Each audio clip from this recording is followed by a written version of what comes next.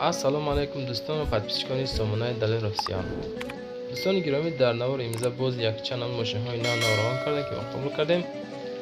برای شما در همین نوار پیشنهاد میکنیم با راه‌های ارزان.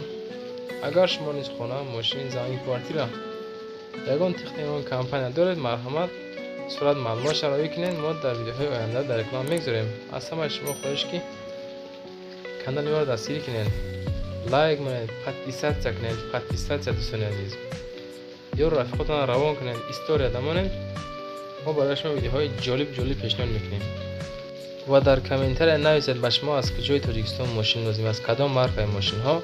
ما در ویدیوهای آینده حرکت میکنیم برای شما دسترس کنیم. خب میگذاریم به قسم اعلان ماشین ها. به همه شما تماشای با فراغت.